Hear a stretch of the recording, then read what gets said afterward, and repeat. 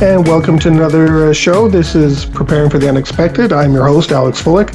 Today we're going to be talking about public relations and how we prepare ourselves and hopefully get some really good examples of some not-to-dos.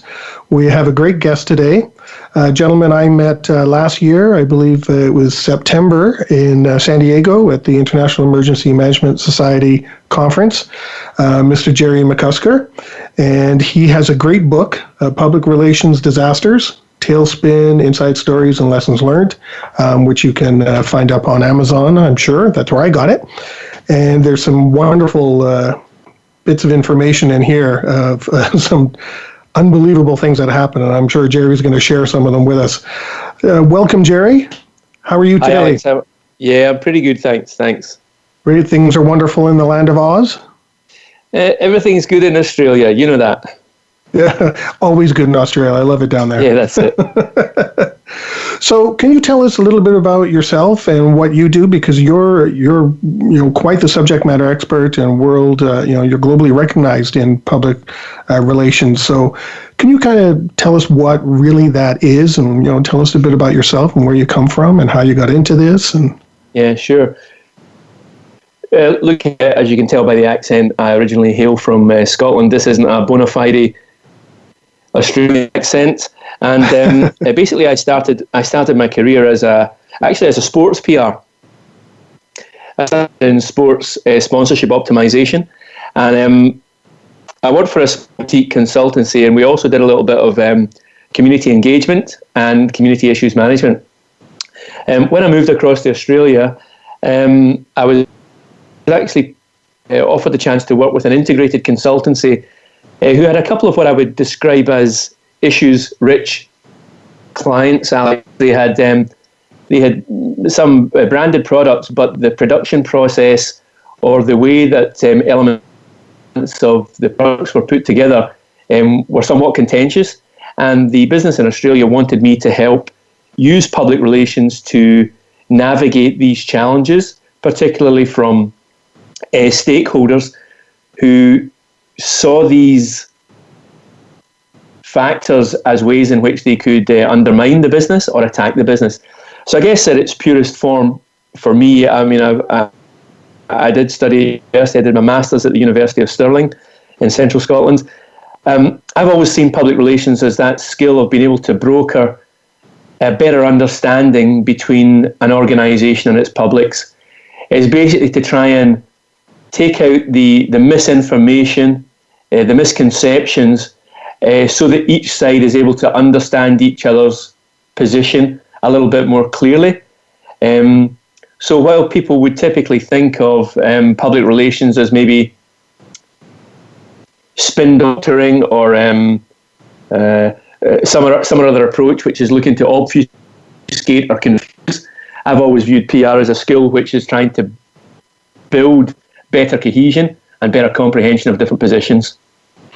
And my current expertise is having put together the book that you referenced, Public Relations Disasters. I delivered the manuscript to the publisher, and they said it's great. We just need an extra 30,000 words before we can go to print, and we can't change the production deadline. So I had to quickly find a whole bunch of new PR disasters that I hadn't been previously aware of, and most of the new stuff seemed to be happening through digital technologies. Problems in communication that were emanating from computers, emails, leaked presentations, privileged documents being sent through the dark web, and that pretty much turned my attention to the business of online reputation management and online crisis management. Hence the reason I got to where I got to, Alex. So the new way of communicating is obviously social media, as you pointed out, and we'll talk about more of that as well. But how would you say that public relations has changed then from when you've started? Because social media is still relatively new, and I still remember the days where if a company had an issue, you had to have a press release, within a few hours, and now it's down to seconds and minutes. So, what are your viewpoints? What has really changed, between the two? You're absolutely right, Alex. I mean, I think when I put together the book, I reckoned that most organisations had up to 24 hours to try and get the message straight, to try and get the message out there. I think social media turned that concept on its head, and the demand for instant information meant that organisations really had to respond within, I would say, up between 2 and 4 hours. I was telling clients 3 to 4 years ago, we've got about 2 to 4 hours to get our side of the story out there. And I'm actually working with a couple of clients, one of whom is in aviation, and they have set a social media acknowledgement time in the event of an issue or a crisis of 7 minutes. Wow. It's insane. And the reason that we take this seriously is because a concept that I'm working with, Alex, is organizations under crisis tend to lose narrative relevance. The people who are looking for information in a crisis are looking for the most immediate source of information. What they actually find, as an aside, is the first source of issue speculation. That's what social media is. Perhaps it's this, maybe it's that, it looks like this, it could be the other. It's issue speculation. And organizations with their processes and protocols are losing narrative relevance because they simply don't publish quickly enough, and they don't publish in ways that let their content be found. So I guess the main change, Alex, is that the speed of communication has changed, and the shift of where reporting power actually lies has also changed too. How so? I mean, well, the people have the power. It's the people's media. I mean, news stations, I don't know how it is in Canada. In Australia, pretty much the postscript to every nightly news bulletin is, and remember, if you've seen something on Facebook, if you've seen something about this issue, please send it to our Facebook, contact us on Twitter. The newsmakers, the old newsmakers, are using social media as a frontline intelligence source. And in crisis management, that becomes particularly challenging for corporates who are hamstrung by slow processes, overwrought sense of having to secure legal approvals. So, it really is a big challenge. Well, that's interesting. You mentioned news places asking for, if you see something, you have information, send it to our Twitter account, Facebook account, etc. I was on a news site today, and I had a chance to read 2 stories, and both of them halfway through, and the Twitterverse, as they call it, had a response to this, and even the news sites now, they're posting some of these comments from the public. So, Alex, there used to be called a source. It used to be when it talks about this, a source has speculated, but now the media seem to validate the way that they report or spin a crisis situation by saying, meanwhile on social media, Alex said this and Gerry said that. Now, Alex and Gerry might not be experts in this particular crisis, but the media feels vindicated or feels that these sources, unofficial, biased, prejudiced, misinformed, somehow validate their story. So with organizations then, because you mentioned the speed of message and the change in how to do things these days and get your message out, do you think for organizations it's maybe because social media is still so new that there's a lack of understanding and training on organizations' part, or a non-willingness to, like big companies, they don't want to change, No, I guess, look, I'm very defensive of communication staff. I think that there are often times what I would observe as a PR disaster is actually not a disaster that has been caused by the communications or the PR team. I think most of the practitioners get it. They get social. Where I think there's a slight disconnect is they haven't understood how, just as they are getting social itself has changed. And to be honest, for me, there's a couple of joined up lines. I think organizations need to understand the thing that actually drives the crisis narrative or crisis news reporting is often search engines rather than just social media. The power of search engines is absolutely huge. And one of the buzz phrases, Alex, that we talk to businesses about is we tell companies and we tell the C-suite, in the event of a crisis, SEO is more powerful than your CEO. The search engine optimization of your content can reach more people and can shape the narrative quicker than your chief exec can. I mean, I think there's almost a form of insanity. We see organizations under crisis, and sometimes the comms teams are at the sharp end of the crisis. They're trying to brief their CEO to speak to media, which seems to me like smearing a baby in chicken grease and putting it in front of a pack of wolves. It's nuts. Interesting analogy. Yeah, look, it's got to be visual. And you say to a CEO, you will effectively be torn to shreds at a modern crisis media conference. There is no longer the same deference or respect that there used to be in that kind of media exchange. And at a time where social media and digital media and SEO allow us to get our message about the crisis straight to the affected stakeholders, I can't figure out why we don't do more of that, and I can't figure out why communicators don't do it better or more exhaustively, rather than default to an old position of let's get ready to speak to the media. The media aren't interested in the truth of the crisis. The media are interested in the drama, because the drama pulls eyeballs. The drama keeps clicks on pages, which keeps advertisers happy. That's right. Yeah. It's a lovely time to be working in comms, Alex. Oh, I'm sure it is. We had a communications expert, Janine Sakach, a few weeks back, and she had some incredible insights too regarding communications. Yeah. So if I'm an organization and I have, we'll say, a disaster or a situation of some sort, how would I use search engine optimization? What would I be looking for? How would I, if it's a tool that you're suggesting we use, how would I use that? What would I do? Yeah. So we run crisis simulations, digital crisis simulations with our clients. So we basically can recreate the full range of media pressures which an organisation will face under a crisis. We'll tailor a bespoke script and we'll run it.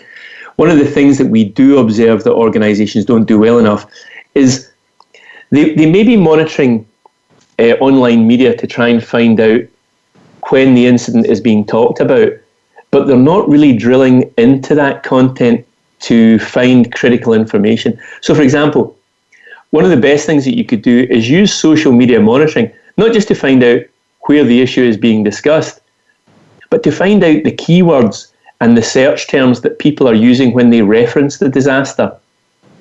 What I then have to do is take those keywords and search terms and lovingly craft them through almost every piece of content that the organisation produces to respond to the crisis.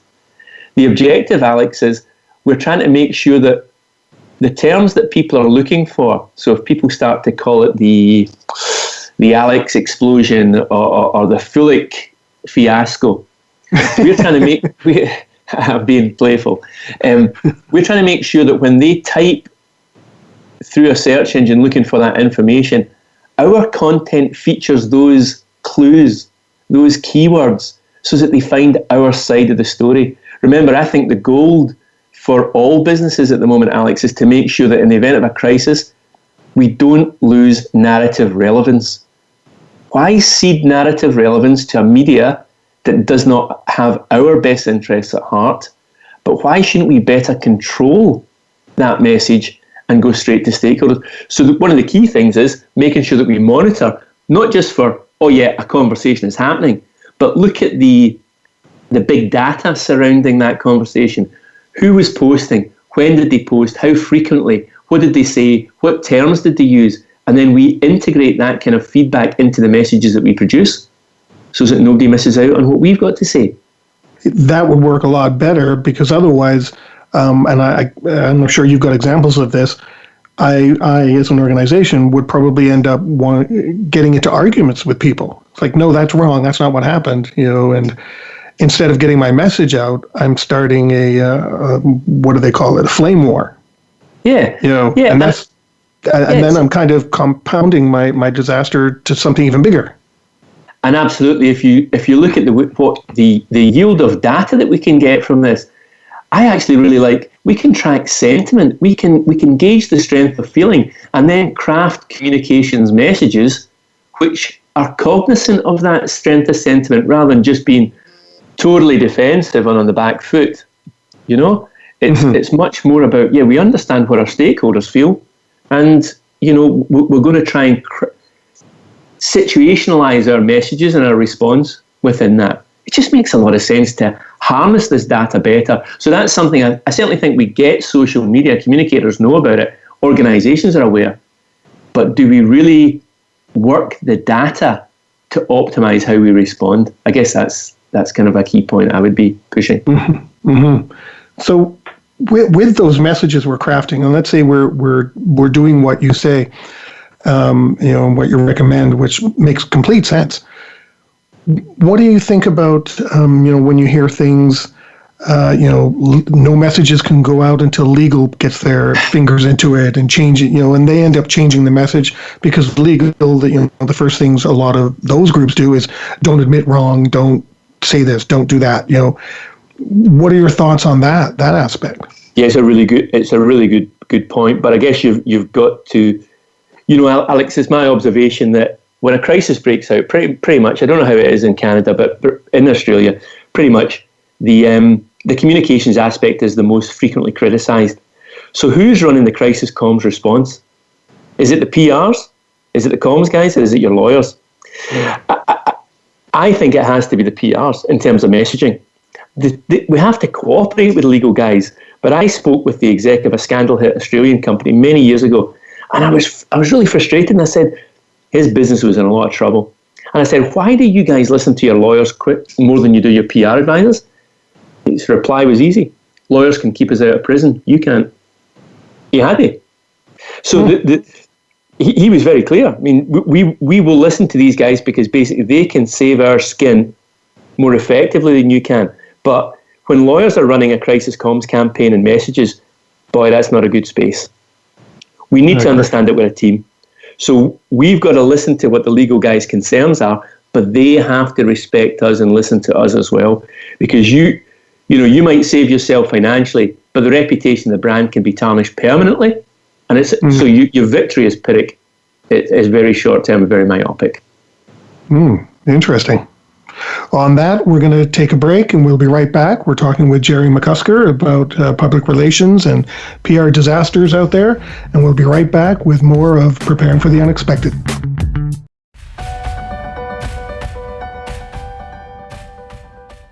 And welcome back to Preparing for the Unexpected. We're talking with Gerry McCusker today about public relations disasters and getting lots of insight regarding social media and lots of other good ideas. And I do want to apologize to everyone if sometimes it sounds like my voice starts disappearing. I did have bronchitis last week, so my voice starts to go if I talk too much. So my apologies for that. Gerry, in our last segment, we were talking a lot about social media, and during our break, you were talking that you've had some recent experiences that you wanted to talk about. Can you give us some insight on that? It was just that kind of exchange about how PR and comms can work really closely with the legal guys. We were working on a recent crisis management situation, and a national broadcaster had basically run a fairly sensational and erroneous story on a fairly influential news report show. Rather than go to the traditional level, what we need to do is have a position statement. What we need to do is prepare a press briefing kit or an information kit. The first thing that we really produced, because we understand how modern media works, Alex, people want to watch footage rather than read reports. So we realized that because the news report had gone with something visual, we needed to fight fire with fire. And we produced a video which actually informed the issue and tried to almost correct the framing of what the news company had said. That was the first asset that we produced, and the lawyers worked very closely with us to help finesse the script. So it's the two disciplines can work very, very well together and very productively We drafted a script. The lawyers gave us some feedback or concerns over expressions that we had used within that. But once we had their legal, green light, and they said, look, if we phrase it this way, we will in no way be exposed, or this would be a safer ground to occupy. We went into video production, and we had produced a video within, which was a really fast turnaround given the approvals. We produced a video within 2 days, and that video became the absolute fulcrum. That was the hub of how we spoke to media, how we briefed journalists, how we briefed chiefs of staff and politicians, how we briefed industry stakeholders. It's understanding that we need to get our messages out in formats that people really can relate to. We need not to operate from the old paradigm. We need to understand that people want to, their attention stressed, their time pressed, attention stressed. Give it to me quickly. We heard it described as we live in a soft serve information culture. People want to consume their materials as easily as they can consume an ice cream cone from the Dairy Queen. So let's make it soft. Let's make it easy. It's very, very. It requires no challenge to really engage with. They can see pictures, and that's what we produce. And we work very well with the legal guys in making sure that speed was of the essence. Well, it's interesting you mentioned speed, because I was going to ask you, how long did it take to do? And you said roughly 2 days. Now, considering what you said earlier regarding social media, was that 2 days, was that beneficial or was that harmful? Because the news report would have been out 2 days before. So, would 2 days be too long? Or look, the 2 days, I got to be honest, the 2 days was partly due to the inevitable client wrangling of, did we really like that line? Did we really, almost the script got approved and then got renegotiated. Look, in this particular case, though, we weren't the actual brand or company that was in the crosshairs of the crisis. If we had have been that company, 2 days would have been painfully long. I'm sure social media would have gone crazy on you, Well, it can do. Period. I mean, it's basically because the people who are using it are highly opinionated, oftentimes highly stressed. Maybe they're in a perilous situation themselves, so emotions are running high, and speculation abounds. It's not information that abounds when a crisis breaks; it's social speculation. But I think the point is just really that cooperation between the legals and the comms guys was good early on. We were on safer ground, and that video material is still being used to help brief, frame, and explain. It really is a glorified explainer video, which tries to keep all stakeholders, give them an awareness of the full picture. Still a really useful asset. If we produced a 3-page PDF, I don't know, I can't remember the last time I shared a PDF across social media. Oh, yay, I'm going to open my Facebook page. There's a PDF on there for me. Doesn't happen.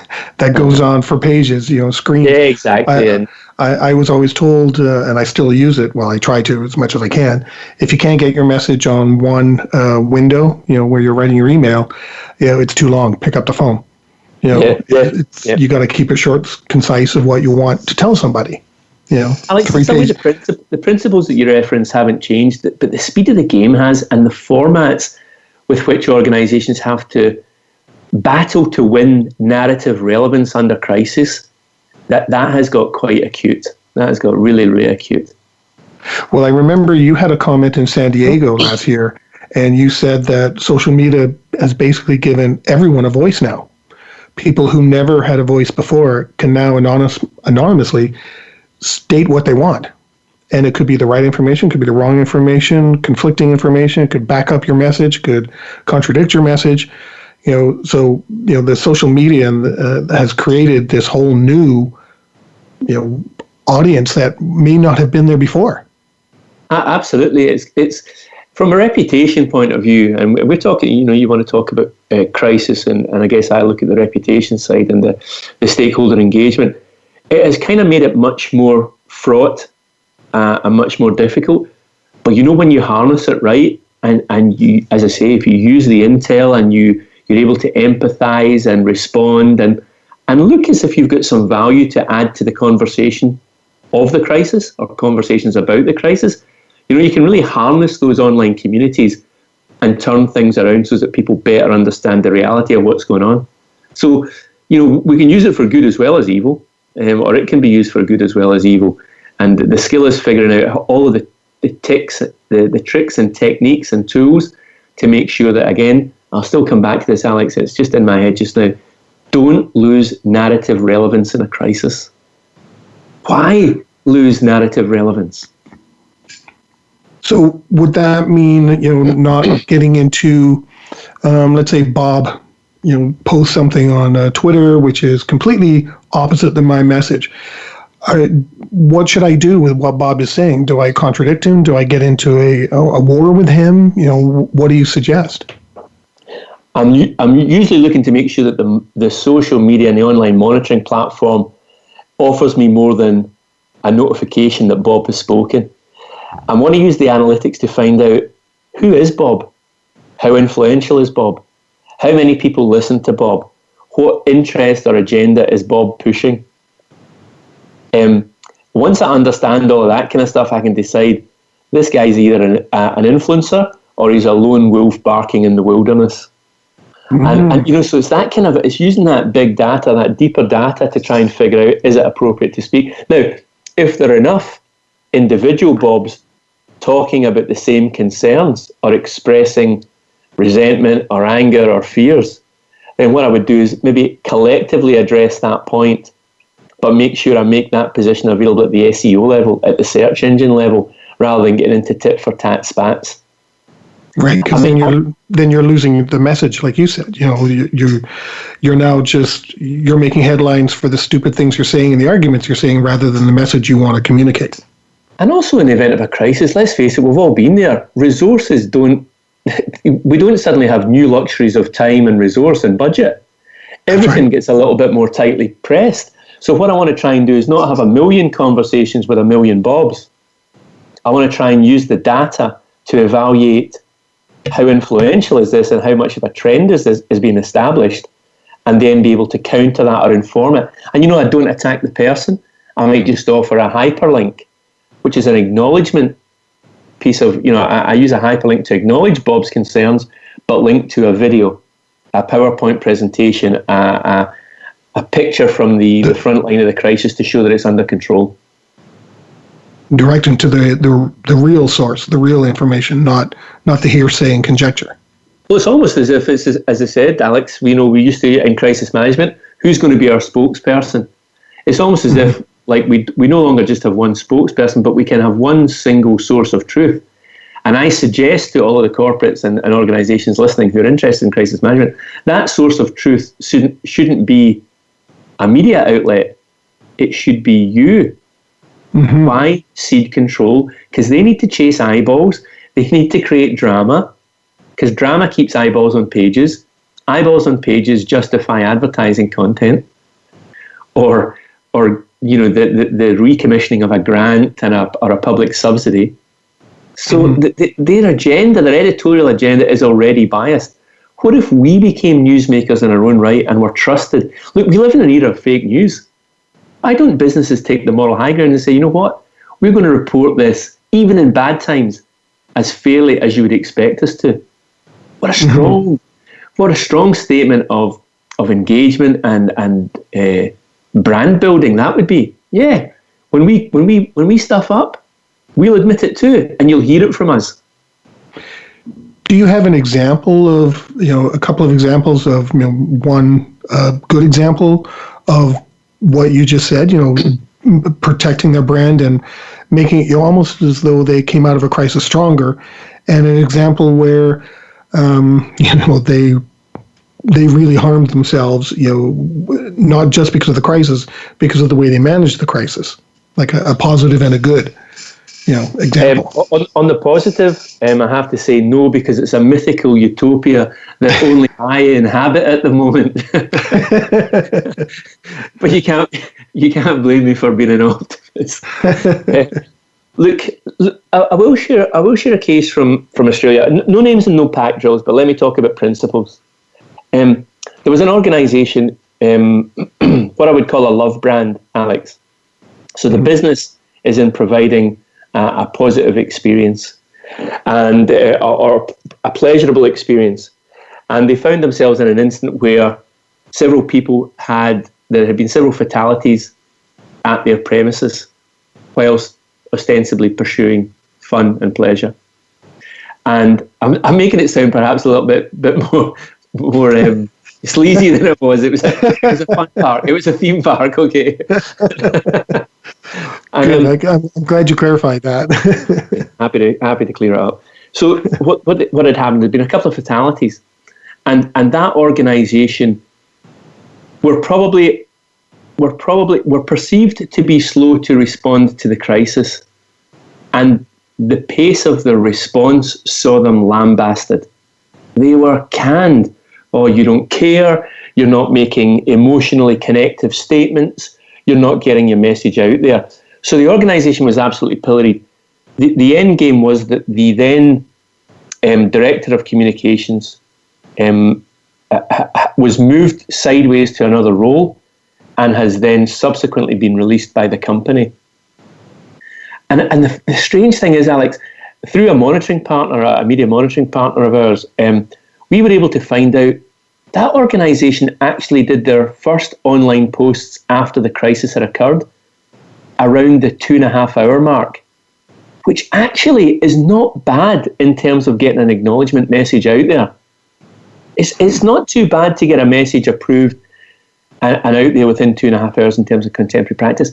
But because they didn't know how to optimize and tell people that they were acknowledging that early, it became perceived as they haven't done anything. And that's a very easy lie to spread.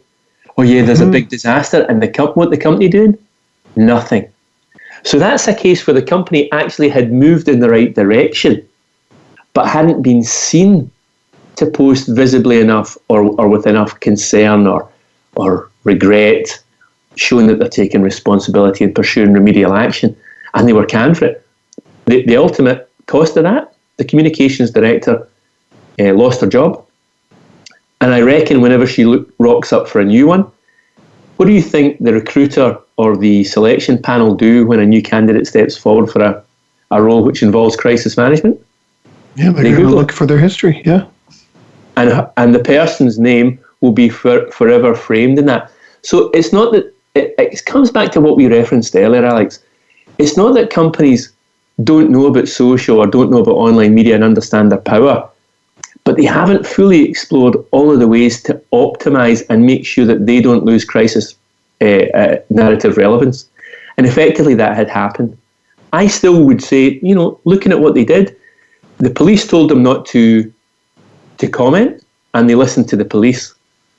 And they were 2.5 hours before they made an acknowledgement. An acknowledgement statement shouldn't prejudice or imperil your reputation or your financial responsibility. There has been an incident. We're deeply concerned. We're doing all we can. But they hadn't optimized and made sure that everybody understood that was what they were doing. And there was a huge cost to that. So, yeah, that was a very, very salient. So I'm glad I was able to clear up that it was a theme park and not where your listeners were thinking it might have something house of pleasure. So I'm glad that we cleared that. So with that, using that example that you just went through, could that kind of map back to social media still being so new that a lot of people in crisis management and PR really don't understand, this new medium yet? It's still, they're still thinking that they can address this new medium the way they used to do with, the 3-page PDFs, and press releases and standing, in front of a microphone. Absolutely. That kind of a thing? Yeah, you're right. There's no doubt. I think that they understand the media exists. They understand what the channels do. But I think there's probably there's the appreciation of how it frames and sustains the reporting narrative in the event of a crisis is probably a little bit undercooked. Okay. Well, thank you. We're going to take a break again, and we'll be right back talking with Gerry McCusker about public relations.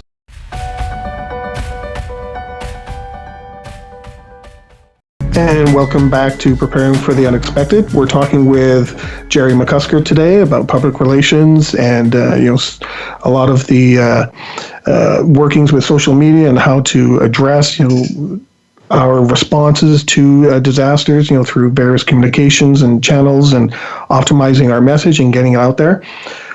So, Gerry, I'd like to touch base on a couple of things now. The first one being, what do you recommend for our business continuity planners out there, that or disaster recovery planners and emergency response and crisis communication managers out there?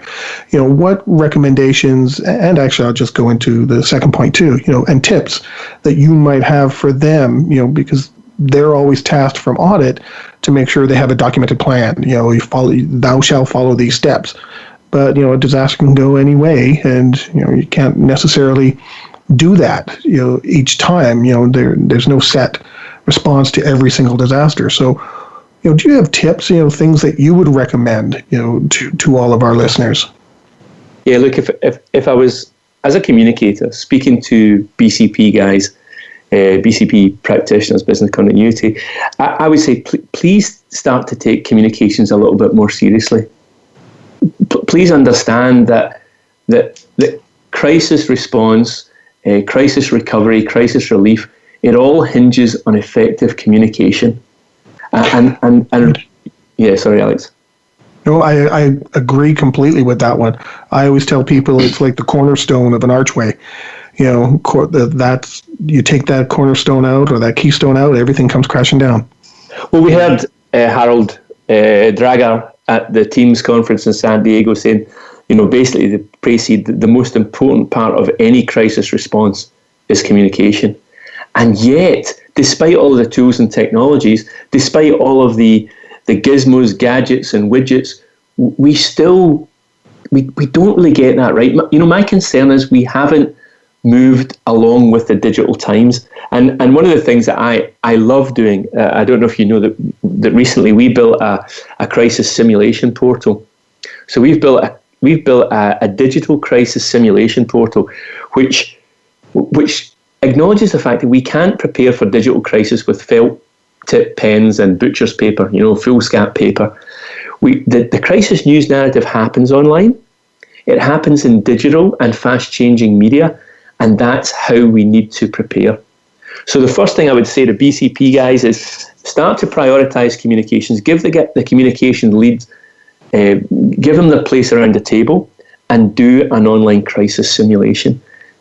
Experience the speed at which the narrative will change. And the other thing that I think you've got to do is, we said earlier, Alex, we got to make sure that we face the facts. I talk about the importance of monitoring, not so that we can find stuff, but so that we can dig into what the stuff that we find means.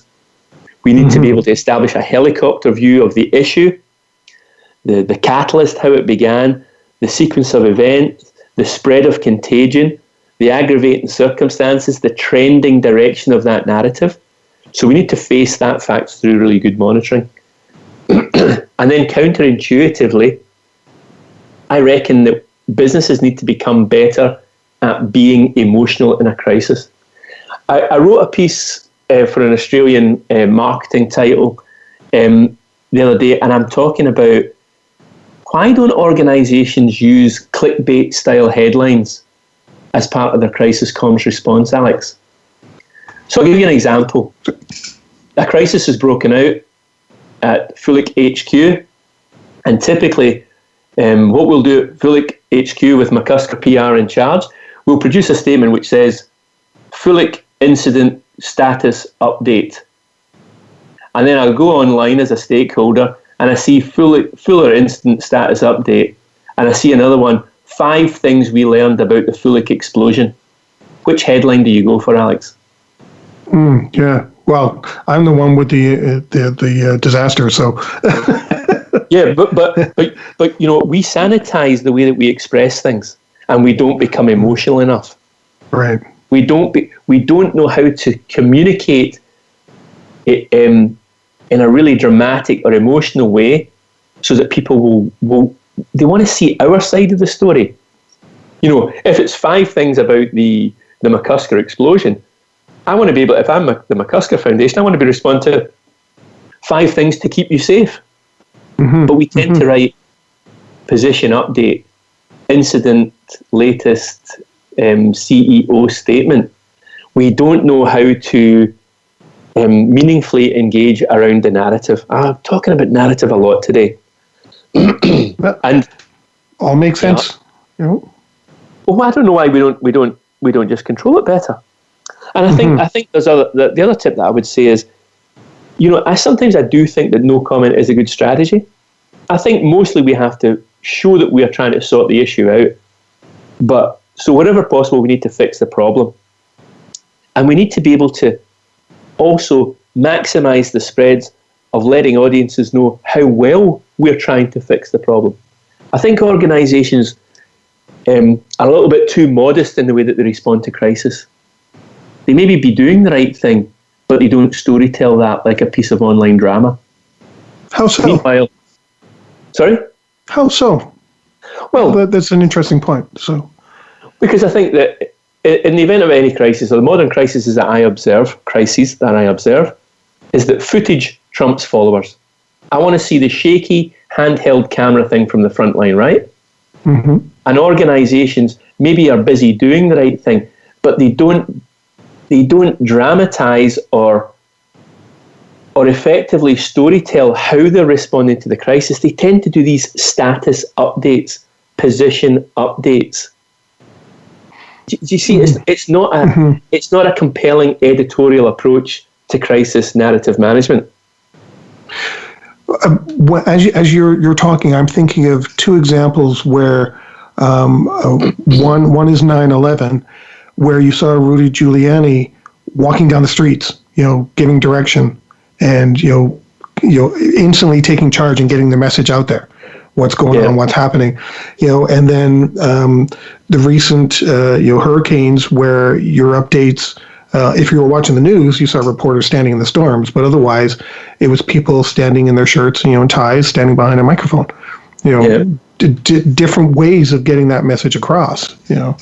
Yeah, and I think it's really I also remember the horrific building fire in London of a couple of months ago, the Grenfell. Mm-hmm. Oh yes. I remember when the Mayor of London attended the scene to be on the ground to express concern, and he was savaged by the anger of that community. Do you remember he was at the site. He tried to say, we're concerned, we're going to do the right thing, but he exposed himself to the ire, the fury, and the emotional torture of the community that had been involved. But it's finding a way to be close to the action and connected to the narrative. I said to a client, a marine energy client recently, I said, in the crisis scenario that we're running for you, who is closest to the incident? And they said, well, the activist group. I said, who's closest to the incident? Well, the contacts to the activist group. And I made them think about it, and I said, who's closest to the incident? And they said, our staff. I said, right. So why aren't your staff framing the visual narrative for this crisis? So now we're moving on to basically to equip frontline operational staff to know how to shoot video accurately that they can feed to the comms team. Mm-hmm. If footage trumps followers, and footage is things that people want to see in the event of a crisis, Alex, why don't our people know how to shoot the content that we need so that we can put out messages which are from the front line, but they frame the issue in a responsible and transparent way?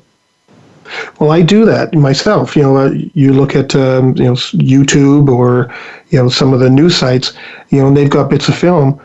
I always look at those. Just speaking personally, I always look at those to see what's actually going on, and then the first few paragraphs to get the gist of who's saying what. To understand, okay, this is what's going on. I don't scroll for the whole thing because as you say, we're all visual. We don't have the time for all of that stuff anymore. And what else is it, Alex? It's a proof point. And even better if it's got a watermark which shows the date and the time, and it's a proof point. Mm-hmm. And again, if I can show, hey guys, the incident has happened in our premises, we're filming it, we're making the content available to you. If we were even in good enough control, we might even run a Facebook stream if we felt secure and we felt that we were managing the incident brilliantly. It's about us building our credibility as a news-making organisation.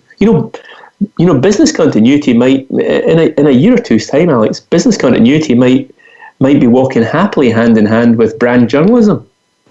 Why wouldn't it? Yeah. Interesting point. Yeah. I hadn't really thought of it that way, but that makes sense. To get the message out there, and crisis communications is a part of all the business business continuity world. So yeah, that makes sense. That's an interesting point.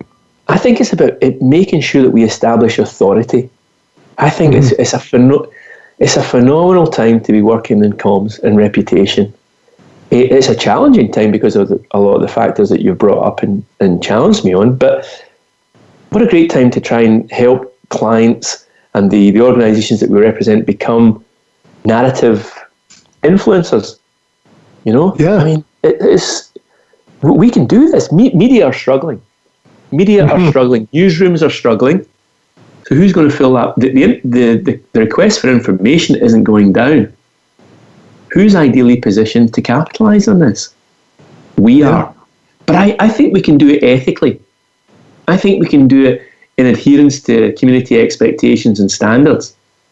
Yeah, we'll better assert our position, but we might also be brave enough to be transparent to say, in this one, yeah, we've got to cop it. We didn't do the right thing, or our processes let us down. But why don't we tell that story rather than let the media frame it for us? Yeah. There's some good points to think on. I do like the holding a test or tabletop walkthrough type thing. Basically on the social media, a test on that, because a lot of the business continuity and disaster recovery tests, they're all about, most of them are, getting your business processes up and running and your technology, or how do you get your facility. But communications, you're right, sometimes is an afterthought, and they're not always a part of the table. And you saw, you saw. Sorry, Alex, on you go. And I do like the piece of potentially training our staff to be able to do some of this, film what's going on, to be able to get your right message out there. So someone, who's walking down the street, so-and-so's having an issue, so this must be what's going on, and you start losing your narrative before you've even begun. So there's some really interesting points in there. And I liken that to me, losing the crisis narrative is like playing Real Madrid at soccer, which is my huge passion, and giving them a 3-goal start in the first half and saying, we'll catch them in the second half. We'll equalise in the second half. No, we're Real Madrid. No, you're always going to be. It's the same thing, Alex. You're going to be chasing the game, right? That's right. You're going to be chasing the game against the fastest. You've already got a lead. And it's really, really hard. And also, just a quick word, I don't think we can do tabletop exercises with felt tip pens and butcher paper anymore. It happens digitally. The way that we exchange information within our companies happens digitally. So, practice for this, practice sharing information, practice getting messages approved. And the real thing that we think that we can do is let organizations actually practice that interactive publishing. With live social media, we've got simulated social media feeds, simulated radio content, simulated news articles. Guys, the tools are there to help us. Are we going to use them? Are we going to emerge as heroes from this crisis, or are we going to emerge as losers? Yep, and I think that's a great way to end. I thank you, Gerry, for some wonderful insight and great tips and examples. I hope everyone out there really rethinks your communication strategies and really looks at it from a different perspective. Gerry, thanks very much. Have a great day down in Oz. Your weather, I know, is much better than ours. And your Real Madrid example, I just wanted to say Chelsea is better, but that's me. So Alex, thanks very much for letting me speak to your cohort and your listeners. I really do appreciate it. I'm happy to have you, and anytime you want to come back, you just let me know. Otherwise, everyone out there, thank you for listening. Join us next week, and in the meantime, stay prepared, everyone. If you liked that video, thumbs up. If you didn't like that video, thumbs down. But leave a message and let me know what your thoughts are. If you'd like to be a guest on the show to talk about something related to business continuity, disaster management, COVID, personal well-being, anything that's relatable to those subjects, You can reach me through my LinkedIn profile, which is in the video description. And of course, don't forget to subscribe. In the meantime, stay prepared, everybody.